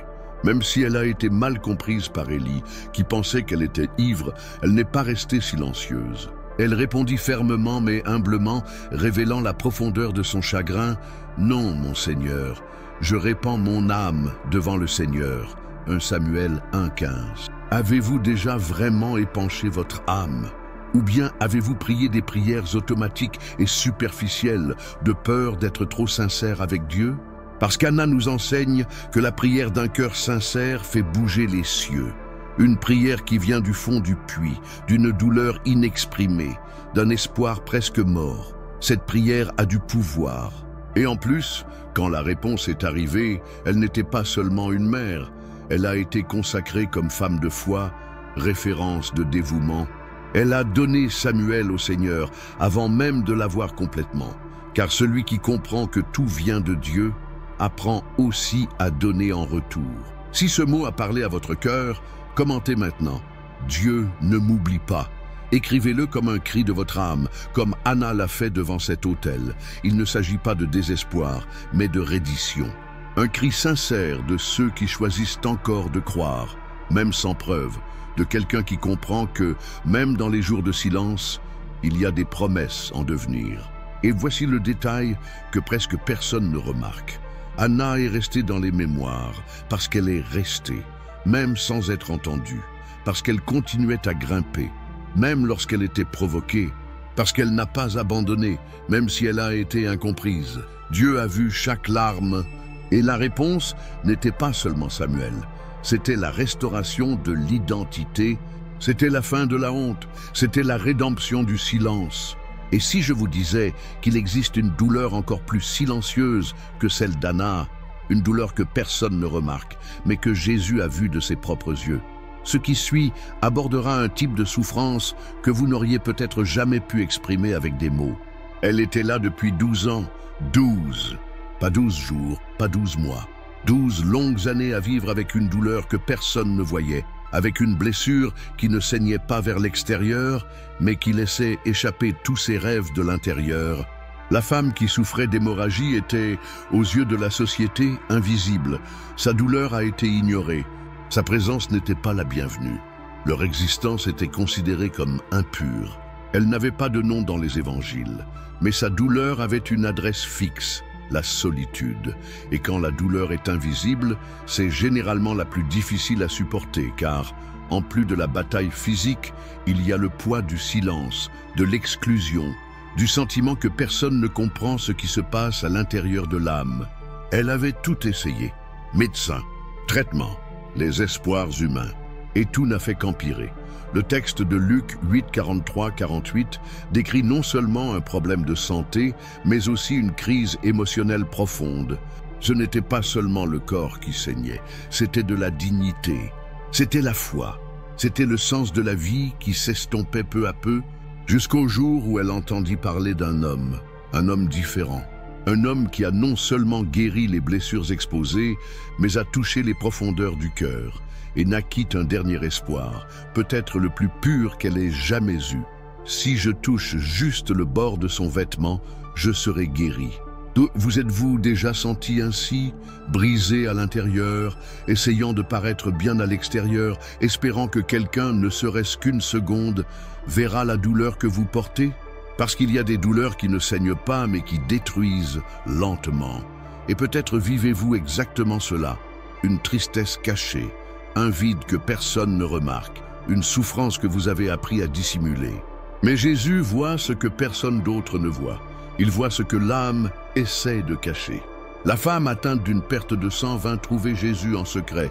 Elle n'avait plus le courage d'exposer sa douleur. J'étais déjà habitué au rejet, à la honte et au regard noir. Mais elle a osé croire, il a osé s'approcher, même s'il avait peur. Et quand il a touché Jésus, quelque chose s'est produit. Immédiatement, son saignement s'est arrêté, mais ce n'était pas tout. Jésus s'est arrêté, au milieu de la foule, et il demanda « Qui m'a touché ?» Les disciples essayèrent de raisonner. « Seigneur, tout le monde te touche. » Mais Jésus savait, quelqu'un avait touché avec foi. Et il voulait regarder cette personne dans les yeux. Jésus voulait restaurer plus que le corps. Il voulait retrouver son identité, valeur, voix. Quand elle se révéla enfin tremblante, il l'appela « fille ». Cette femme, sans nom, sans lieu, sans dignité, a reçu une nouvelle définition, fille de Dieu. Jésus n'a pas seulement guéri son corps, il a validé son existence. Il déclara devant tout le monde, ta foi t'a guéri. Va en paix, Luc 8, 48. Avez-vous vécu en silence, portant une douleur invisible, pensant que vous deviez cacher votre faiblesse même à Dieu? Alors, aujourd'hui, écoutez attentivement ceci. Jésus n'est pas venu seulement pour guérir les symptômes, il est venu pour restaurer l'âme, pour apporter la paix intérieure au milieu d'une tempête émotionnelle, pour arrêter le flux de tout ce qui vous vole à l'intérieur. Et oui, il arrête tout pour te regarder dans les yeux et te dire « Je te vois, je t'aime, je t'appelle fils-fille ». Et si ce message a parlé à votre cœur, commentez maintenant « Jésus me voit ». Écrivez ceci comme un acte de foi. Comme cette femme l'a fait lorsqu'elle a touché le bord du vêtement de Jésus. Peut-être que personne autour de vous ne comprend votre combat, mais le ciel comprend, Dieu comprend, et il ne vous ignore pas. Peu importe depuis combien de temps vous saignez à l'intérieur, Jésus peut toujours arrêter ce saignement, d'une simple pression, avec un regard, en un mot. Mais attendez, ce qui se passe ensuite va remettre en question tout ce que vous croyez sur le pardon, la dignité et le passé qui insistent pour vous définir. Parce qu'il y a une rencontre qui a transformé la honte en liberté.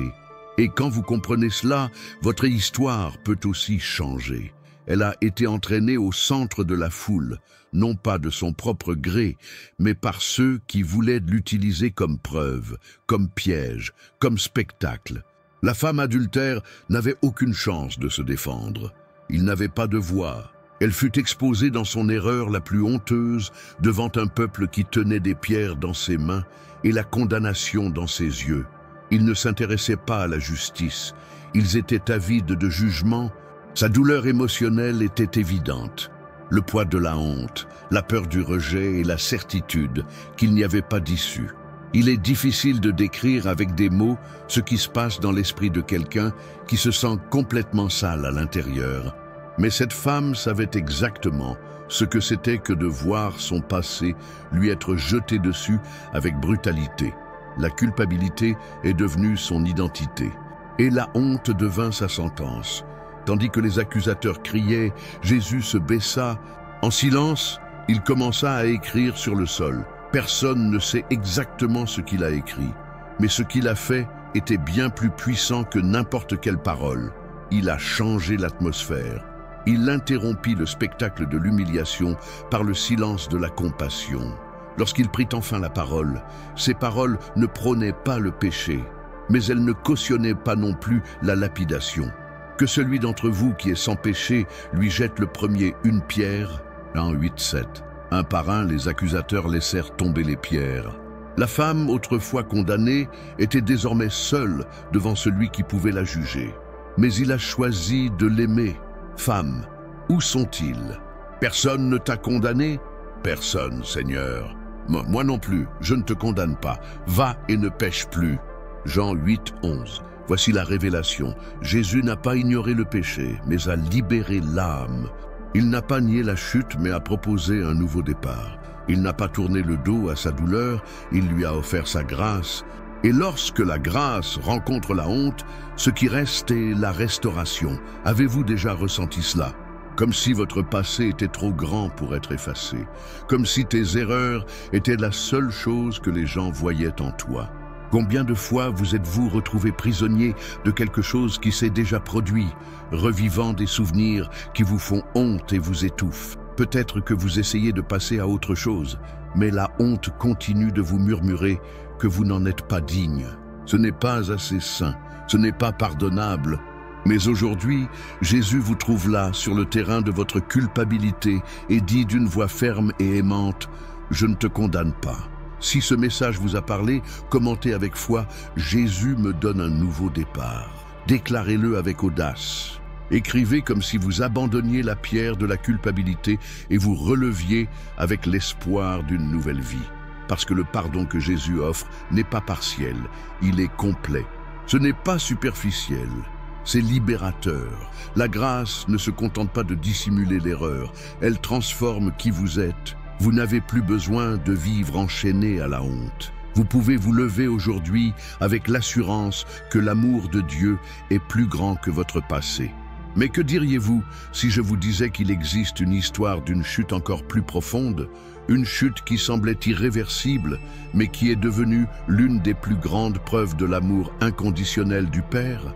Ce qui vient ensuite peut changer la façon dont vous voyez l'échec et vous montrer que même lorsque tout semble perdu, les bras du Père sont toujours ouverts. Il ne lui restait plus rien, ni dignité, ni ressources, ni faux sentiments de contrôle. Il ne restait plus que la faim, la solitude et le regret. Le fils prodigue, qui avait décidé un jour de vivre loin de la maison de son père, croyant que la liberté signifiait faire ce qu'il voulait, a maintenant connu le goût amer de l'abandon. Il n'y avait personne autour, pas d'amis, pas d'abri, pas de regard de compassion. Juste lui et sa misère. La crise émotionnelle de ce jeune homme était profonde, car elle n'était pas seulement externe, elle était interne. Ce n'était pas seulement son estomac qui lui faisait mal, c'était son âme qui saignait. Il avait échangé l'amour contre des promesses vides, l'attention contre l'ego, la présence de son père contre les applaudissements de la foule. Mais lorsque les ressources se sont épuisées, la foule est partie aussi. Combien d'entre nous ont parcouru ce même chemin? Combien d'entre vous ont pensé qu'ils contrôlaient leur vie jusqu'à ce qu'ils se retrouvent soudainement brisés de l'intérieur dans un endroit où la douleur semble insupportable et le retour impossible? Le texte de Luc 15 révèle un détail que nous ne pouvons ignorer. Il revint à lui. Ce n'est pas Dieu qui a crié, ce n'était pas un ange qui est apparu, c'est la douleur qui l'a réveillé. Et souvent, c'est ainsi que Dieu nous trouve, au milieu de nulle part, lorsque nous réalisons que nous nous sommes éloignés de ce qui compte vraiment. Je me lèverai et j'irai vers mon Père. Luc 15, 18. Ces mots sont la clé. Ils ne signalent pas seulement la repentance, mais sont également porteurs d'espoir. Il savait qu'il avait mal agi, mais il croyait toujours qu'il y avait une place pour lui dans la maison de son Père. Et le plus choquant, c'est que le Père n'a pas attendu d'explication ni demandé de justification. Le texte dit, alors qu'il était encore loin, son Père le vit et fut rempli de compassion pour lui. Il courut vers son fils, le serra dans ses bras et l'embrassa. Luc 15, 20. C'est ça la grâce. C'est une restauration. C'est le cœur de Dieu. Peu importe à quel point vous êtes perdu, il court toujours vers vous lorsque vous décidez de faire demi-tour. Avez-vous déjà pensé à abandonner parce que vous avez l'impression d'être allé trop loin? Qui a commis une erreur au-delà de la limite? Qu'il n'y a plus de place pour toi dans le plan de Dieu? Le ciel veut que vous sachiez. Il y a encore de la place à table. Il y a encore un câlin qui attend. Il y a encore une nouvelle cape, une bague d'honneur et une fête en préparation pour célébrer son retour. L'amour du Père n'a pas diminué à cause de ta chute. La crise à laquelle vous faites face vous a peut-être coulé, mais elle n'a pas annulé la promesse de restauration. Parce que l'amour de Dieu est plus têtu que le péché, plus fidèle que la culpabilité et plus constant que la honte. Si cette parole a parlé à votre âme, déclarez hardiment dans les commentaires « Je retournerai dans les bras du Père ». Faites-en une prophétie personnelle, une décision publique, une réponse spirituelle. Peut-être êtes-vous au moment exact où tout semble terminé, mais le Saint-Esprit vous a amené ici pour vous rappeler que c'est le moment où de nouveaux commencements se produisent. La fin de vos ressources n'est pas la fin de la grâce. La fin de votre force n'est pas la fin de l'espoir. C'est précisément là où la douleur est la plus profonde que la miséricorde vous atteint le plus fortement. Et si je vous disais que même après la chute, il y a une reconstruction pour ceux qui croient encore, quel débris émotionnel n'effraie pas un Dieu spécialisé dans la création de ruines? Ce qui suit vous montrera que même les débris du cœur humain ne sont pas capables d'empêcher un nouveau départ lorsque Dieu est impliqué. Les murs furent détruits, les portes brûlées et le peuple démoralisé. De l'extérieur, Jérusalem n'était que ruine, mais ce qui faisait le plus mal était ce qu'il y avait à l'intérieur, des cœurs brisés, des identités fragmentées, des espoirs enfouis sous les décombres. Néhémie, en recevant cette nouvelle, ne s'est pas contenté de pleurer, il s'est effondré. Cette douleur n'était pas lointaine, c'était aussi le sien. Même loin, son cœur était là, parmi les décombres. Il n'a pas seulement vu la destruction, il l'a ressentie. Et c'est exactement ainsi que beaucoup vivent aujourd'hui. Apparemment forts, fonctionnels, mais à l'intérieur, et brisés. Combien de fois sourions-nous à l'extérieur, alors qu'à l'intérieur, le monde est en ruine? Néhémie jeûna, pria et se jeta devant Dieu avec une prière sincère et sans masque. Il ne demandait ni richesse, ni gloire, ni pouvoir. Restauration demandée. Le cœur de Néhémie était profondément blessé, mais pas paralysé. Et voici le secret. Il a porté sa douleur au seul endroit où les morceaux brisés de l'âme sont tendrement ramassés. La présence de Dieu. La crise à laquelle il était confronté n'était pas seulement politique ou physique, était spirituelle. Et Néhémie comprit que reconstruire les murs extérieurs sans guérir les murs intérieurs serait inefficace. Combien d'entre nous essayons de reconstruire nos vies avec les mêmes briques qui nous ont détruits? Combien de personnes utilisent les distractions comme ciment et prétendent que tout va bien? Mais la vérité est que il y a des moments où le monde s'effondre à l'intérieur et il n'y a plus aucun moyen de se cacher. Et à ce moment-là, nous devons nous rappeler que Dieu est un spécialiste des reconstructions impossibles. Il ne nous donne pas seulement un nouveau départ, il nous apprend à placer chaque pierre dans un but précis. Néhémie a commencé par la prière, mais il ne s'est pas arrêté là. Il s'est levé, il a agi, il a dû faire face à des critiques, des moqueries, de l'opposition, mais il n'a pas abandonné, car sa motivation était plus forte que sa peur. C'était la promesse de Dieu. Et puis quelque chose de surprenant se produit. Même au milieu de la crise, même avec tant d'obstacles, Néhémie déclare « Le Dieu du ciel nous donnera le succès ». Néhémie 2:20. Il n'a pas dit « peut-être » ou « qui sait ». Il a affirmé avec foi, même avec les murs au sol.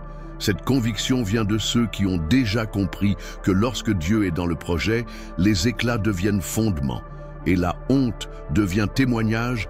Peut-être vivez-vous cela aujourd'hui. Peut-être que votre douleur est silencieuse et que personne autour de vous ne remarque ce qui s'effondre en vous. Mais Dieu voit et il ne se contente pas de voir, il le fait. Si vous êtes émotionnellement brisé, commentez maintenant. Dieu est en train de reconstruire mon histoire. Déclarez cela comme une vérité spirituelle. Car la foi n'est pas le déni de la douleur, c'est la conviction au milieu de celle-ci. Et Néhémie nous montre que même face aux ruines, la première brique est posée avec un cri sincère. Cette reconstruction commence lorsque vous refusez de croire que tout est terminé, quand vous choisissez de croire qu'il existe toujours un plan, même lorsque tout s'est effondré. Et si je vous disais que votre douleur intérieure pourrait être le fondement de la mission que Dieu veut vous confier, que la cicatrice que vous cachez aujourd'hui pourrait être exactement le témoignage qui élèvera les autres. Ce qui suit vous montrera que Dieu ne se contente pas de reconstruire des murs. Il construit des destinées et transforme les larmes en desseins éternels. Cette nuit-là, le ciel semblait peser lourdement sur les épaules de Jésus. La lune illuminait le jardin de Gethsémani d'une lumière pâle et froide, presque indifférente à ce qui allait se passer. Jésus se détourna de ses disciples et tomba face contre terre. Il n'était pas devant des soldats, ni devant des foules, mais devant le Père lui-même, dans une crise émotionnelle si intense que son âme était angoissée jusqu'à la mort. Les paroles qu'il a prononcées à ce moment-là résonnent comme un cri silencieux que beaucoup d'entre nous connaissent bien. « Mon âme est extrêmement triste jusqu'à la mort ». Matthieu 26, 38. Ce n'est pas seulement une phrase biblique, c'est une représentation crue de la douleur la plus profonde que l'on puisse ressentir, lorsque la tristesse devient si épaisse qu'elle donne l'impression de faire partie du corps lui-même. Quand même respirer fait mal. Quand même les larmes n'ont plus la force de couler. Jésus, le Fils de Dieu, a vécu cette douleur. Et ça change tout. Il n'est pas un sauveur lointain qui se contente d'observer la souffrance humaine. Il s'y est plongé. Il ressentait l'angoisse, l'abandon, la pression émotionnelle de porter le poids du monde. Et même ainsi, il ne s'est pas enfui. Cela nous montre que pleurer, se sentir triste, se sentir déprimé ne sont pas des signes de faiblesse spirituelle. Ce sont des expressions d'une humanité que Jésus a assumée par amour. Combien de fois avez-vous ressenti cela? Un poids inexplicable sur ma poitrine, une tristesse sans cause apparente, une envie de disparaître. Et pourtant, les gens autour de vous s'attendent à ce que vous souriez, que vous travailliez, que vous fonctionniez. Peut-être vous a-t-on appris qu'il s'agissait d'un manque de foi. Quel croyant ne peut pas être attristé? Mais alors, pourquoi le Christ lui-même a-t-il pleuré avec tant de douleur? Pourquoi a-t-il demandé que la coupe passe, si possible? La vérité est que même Jésus a eu son Gethsémani. Et si lui-même avait besoin de s'arrêter et de déverser son âme devant le Père, pourquoi ne le pourriez-vous pas? La crise émotionnelle à laquelle Jésus a été confronté dans ce jardin révèle que Dieu comprend la douleur, que les mots ne peuvent expliquer. Il t'a vu t'enfermer dans ta chambre et personne ne l'a remarqué. Il entendit son cri étouffé dans l'oreiller. Il a senti le poids de tes larmes avant même que tu ne les verses. À Gethsémani, Jésus n'a pas été épargné par la douleur, mais il a été fortifié au milieu de celle-ci. Un ange lui apparut et le réconforta, non pas pour empêcher la souffrance, mais pour soutenir le Fils dans son dessein. C'est ce que Dieu fait avec son peuple. Il n'ignore pas la souffrance, mais il marche avec vous à travers elle et vous soutient. Si vous ressentez une tristesse profonde et silencieuse, commentez maintenant. Jésus, fortifie-moi dans mon Gethsémani. Non pas comme quelqu'un qui s'attend à un miracle instantané, mais comme quelqu'un qui a confiance qu'il n'est pas seul dans ce processus. Car le même Jésus qui pleurait dans le jardin est ressuscité le 3e jour. La tristesse n'a pas eu le dernier mot, et cela n'aura pas d'impact sur votre vie non plus. Vous n'avez pas été oublié, vous n'avez pas été abandonné, et vous n'êtes pas seul dans cette bataille invisible qui fait rage en vous. Mais que se passerait-il si je vous disais que la tristesse que vous ressentez aujourd'hui pourrait être un terrain fertile pour quelque chose d'éternel? Que les larmes qui tombent dans l'obscurité de l'aube sont les graines d'une joie qui viendra avec l'aube. Il y a un but au milieu de la douleur. Non, la tristesse n'est pas bonne, mais Dieu est si souverain que même ce qui est terrible, il le transforme en témoignage. Et croyez-moi, après Gethsémani vient la croix, mais après la croix vient la résurrection. Ce qui va suivre pourrait changer votre vie pour toujours. Moïse se tenait devant un buisson ardent, mais son plus grand feu était à l'intérieur. Il portait en lui une flamme d'insécurité qui brûlait depuis des années, alimentée par des souvenirs d'échecs, de rejet et de peur. Lorsque Dieu l'a appelé pour délivrer le peuple d'Égypte, il n'a pas répondu avec foi, mais avec une liste de raisons pour lesquelles il n'était pas la bonne personne. Qui suis-je pour aller vers Pharaon? Exode 3:11. Et quand Dieu insista, Moïse répliqua avec une autre question, encore plus révélatrice. Et si vous ne me croyez pas? Exode 4:1. C'était comme si chaque mot de Dieu se heurtait à un mur d'inadéquation. Le sentiment d'inadéquation n'est pas nouveau. C'est vieux, c'est dans les pages de l'histoire. Et peut-être que c'est en toi maintenant. Combien de fois vous êtes-vous regardé dans le miroir et avez-vous pensé « je ne suis pas assez bien ». Combien d'opportunités avez-vous laissé passer parce que vous aviez peur de ne pas y parvenir? Combien de fois êtes-vous resté silencieux parce que vous pensiez que personne ne vous écouterait? Moïse connaissait cette prison de l'intérieur. Il avait fui l'Égypte en tant qu'assassin, se cachant dans le désert pendant 40 ans, vivant une vie ordinaire, loin de toute mission. Il avait déjà accepté qu'il n'était pas capable de quelque chose de grand, tout comme toi, peut-être. La différence, Dieu ne l'a pas abandonné, et il ne t'a pas abandonné non plus. Lorsque Moïse a remis en question ses propres capacités, Dieu n'a pas répondu en énumérant ses qualités. Il a dit « Je serai avec toi ». Exode 3:12. Vous voyez ce que cela signifie? L'accent n'a jamais été mis sur ce que Moïse pouvait faire. Il s'agissait de savoir qui l'accompagnait. Et c'est là que réside le point le plus transformateur de ce message spirituel pour les jours d'insécurité. Il ne s'agit pas de votre force, mais de la présence de Dieu.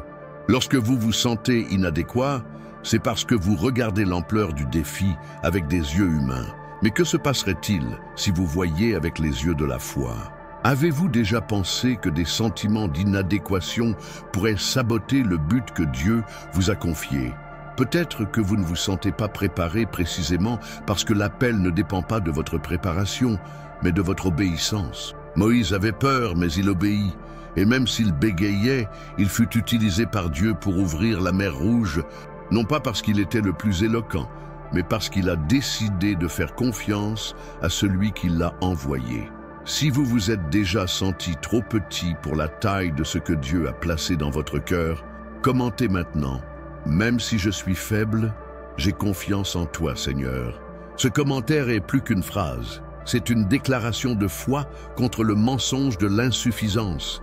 Dieu choisit l'improbable pour manifester sa gloire, et ce n'est pas un cliché évangélique et le cœur de l'évangile. La force de Dieu s'accomplit dans la faiblesse. La mission ne dépend pas de votre force, mais de votre dépendance à lui. Et il y a une révélation que beaucoup ignorent. Dieu n'a pas enlevé à Moïse sa peur, son bégaiement ou son insécurité. Il a simplement assuré sa présence. Parce que dans les jours de crise émotionnelle, ce qui nous soutient n'est pas l'absence de mauvais sentiments, mais la certitude que nous ne sommes pas seuls. Si ce mot a touché votre cœur, cliquez sur « J'aime » comme un acte de foi. Votre amour peut être un instrument de Dieu pour atteindre d'autres vies qui se sentent également insuffisantes. Mais ce n'est pas tout. Quelque chose d'encore plus puissant est sur le point d'être révélé. Ce qui vient ensuite pourrait remettre en question tout ce que vous croyez sur la véritable paix. Les portes étaient verrouillées. Les disciples se cachaient. C'était la peur. C'était le deuil. C'était de la culpabilité. C'était tout d'un coup. La scène qui a suivi la crucifixion de Jésus a été celle d'un effondrement émotionnel absolu. Ces hommes qui avaient marché avec le Maître étaient maintenant désorientés, étouffés par l'incertitude et entourés de rumeurs. Ils ne savaient pas ce qui allait arriver ensuite. Le silence du samedi avait laissé des traces. Le traumatisme de la croix était encore vif dans sa mémoire. Et puis, au milieu de cette angoisse, alors que mon cœur est encore saisi par la peur et la douleur, Jésus apparaît. Il ne défonce pas la porte, il ne les réprimande pas. Il dit simplement « Que la paix soit avec vous ». Jean 20, 19. Cette scène est plus qu'une visite miraculeuse. C'est une révélation du genre de paix que Jésus offre. Mais qu'en est-il de vous? Attendez-vous que votre paix vienne lorsque tout s'arrangera? Qu'il n'y aura de soulagement que lorsque les problèmes seront résolus? Qu'il n'y aura de paix que lorsque le diagnostic s'améliorera? Que la dette sera payée? Ou que la solitude passera? Si c'est le cas, vous placez votre espoir dans ce qui change. Et ce qui change ne dure pas. La paix que Jésus a apportée dans cette pièce fermée à clé ne venait pas de l'extérieur, n'a pas fourni de solution immédiate. Elle est venue de la présence. La certitude que même après la mort, il était là, vivant, loyal, présent. C'est la vraie paix. Quelqu'un qui ne dépend pas de ce qui se passe dans le monde extérieur. Celui qui brise le chaos et dit « Je suis là ». La paix n'est pas l'absence de conflit. C'est la présence du prince de la paix parmi eux. C'est pourquoi, lorsque Jésus apparaît, il ne supprime pas les problèmes, mais il change tout avec un seul mot, Shalom. Une paix qui restaure, guérit et redonne du sens. Peut-être que tu es enfermé à l'intérieur, émotionnellement fermé. Peut-être que l'anxiété, la peur ou la frustration vous empêchent de respirer facilement. Vous priez pour le repos, mais votre âme est en guerre. Vous recherchez du soulagement, mais vous vous sentez épuisé. Et la vérité est que vous n'avez pas besoin que tout soit résolu pour ressentir la paix. Tu n'as besoin que de lui. C'est aussi simple que ça. Car dans les jours de crise émotionnelle, le plus grand miracle n'est pas la disparition du problème. C'est être calme au milieu de la douleur. C'est pouvoir dormir, même quand rien n'a changé. C'est regarder à l'intérieur et trouver une sérénité inexplicable. Je n'ai pas un déni de la réalité. C'est une promesse tenue. Jésus a dit « Je vous laisse la paix, je vous donne ma paix, je ne la donne pas comme le monde la donne. » Jean 14, 27. Le monde offre des distractions. Il offre un soulagement temporaire, mais Jésus offre le repos à l'âme. Et si vous lisez ceci avec un cœur agité, arrêtez-vous maintenant et écrivez dans les commentaires « Jésus, sois ma paix ». N'écrivez pas juste pour le plaisir d'écrire. Écrire comme un acte d'abandon. En tant que personne qui comprend que la guérison de l'âme commence lorsque nous cessons de lutter avec nos propres forces, comme pour dire « je ne comprends pas tout, mais je choisis de te faire confiance ». C'est dans ce lieu d'abandon que la paix fleurit, même lorsque les vents soufflent fort. Et voici une question qui doit résonner dans votre esprit. Voulez-vous la paix ou voulez-vous continuer à essayer de tout contrôler de vos propres mains? Parce que beaucoup disent vouloir la paix et la tranquillité, mais refusent de laisser tomber leur anxiété. Ils vivent dans un cycle d'auto-exigence, essayant de prédire, de planifier et de garantir demain. Mais la vraie paix est le fruit de la confiance. Et faire confiance à Jésus, c'est croire que même sans comprendre, il a le contrôle. Aujourd'hui, Jésus entre dans sa chambre fermée à clé, pas physiquement, mais spirituellement. Il n'a pas besoin de frapper à la porte, car il connaît la douleur qui est à l'intérieur. Il s'approche, vous regarde dans les yeux et dit « Shalom ». La vraie paix ne s'explique pas. Elle est expérimentée. C'est ce soupir de soulagement dont vous ne saviez pas avoir besoin. C'est la larme qui tombe sans raison, mais qui apporte la guérison. C'est le silence qui soudain ne fait plus peur. C'est la présence qui change tout. Si ce message a parlé à votre cœur, partagez-le avec quelqu'un. Non pas par obligation, mais par compassion. Il se peut que le cœur de la personne qui le reçoit soit également verrouillé, attendant un peu de paix. Et si vous ne l'avez pas déjà fait, cliquez sur « J'aime » en guise d'acte de foi. Cela permet au message d'atteindre plus loin et d'être un instrument de réconfort pour d'autres cœurs affligés.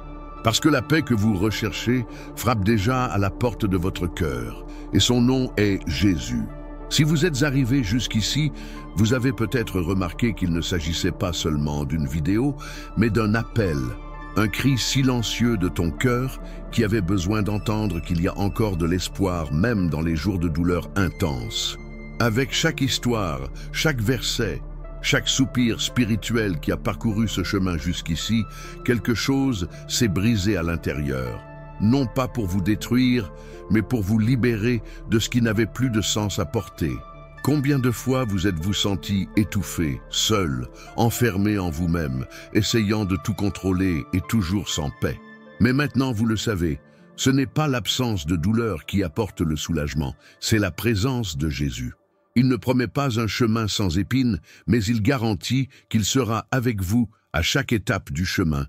Et ça change tout, parce que les jours d'effondrement émotionnel, ce qui vous soutient n'est pas ce que vous ressentez, mais ce que vous croyez.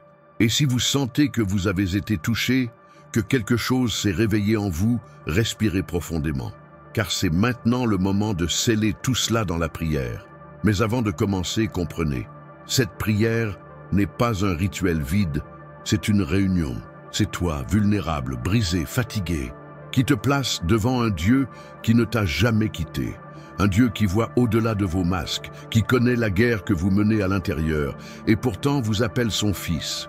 Devons-nous prier? Seigneur Jésus, nous nous abandonnons maintenant devant ta présence. Non pas comme quelqu'un qui répète des mots, mais comme quelqu'un qui déverse ce qu'il y a de plus profond dans son âme. Vous connaissez les douleurs que personne ne voit, les traumatismes qui crient encore en silence, les crises qui vous serrent la poitrine aux petites heures du matin. Et c'est pourquoi nous crions « Viens avec ton Saint-Esprit et fais ta demeure en nous. Toucher les blessures cachées, réconforter les cœurs affligés, calmer les esprits tourmentés. Nous cédons le contrôle. Nous abandonnons le besoin de tout comprendre et choisissons simplement de faire confiance. Que cette paix qui dépasse toute compréhension envahisse désormais chaque recoin sombre de notre intérieur. Que tout le poids qui ne vient pas de toi tombe à terre, toute la culpabilité qui paralyse, toute l'anxiété qui consume. Saint-Esprit, scelle cette parole dans nos cœurs comme une étape importante vers un nouveau départ. Au nom de Jésus. Amen. Si vous êtes arrivé jusqu'ici, c'est parce que Dieu travaille dans votre vie. N'ignorez pas cela. Profitez de ce moment. Quelque chose a été guéri en toi. Quelque chose a été brisé pour que tu puisses être reconstruit. Et je dois vous dire, la vidéo qui apparaît maintenant sur l'écran est la continuation spirituelle de ce message. C'est comme la page suivante que le Saint-Esprit veut vous montrer. Vous comprendrez des choses qui étaient encore bloquées. Ne partez pas sans regarder, car ce qui vient ensuite pourrait être ce dont vous avez besoin pour vous libérer complètement. Ce que vous y découvrirez peut transformer des domaines de votre vie qui sont encore verrouillés. Si ce message vous a touché, commentez maintenant « Je suis arrivé jusqu'au bout ». Non pas comme un chiffre ou une statistique, mais comme un témoignage de foi, comme un cri de quelqu'un qui a résisté jusqu'à présent, même fatigué, et qui veut déclarer qu'il croit. Et partagez cette vidéo avec quelqu'un qui souffre en silence. Vous pouvez être l'instrument que Dieu utilisera pour changer une vie. Abonnez-vous à la chaîne dès maintenant.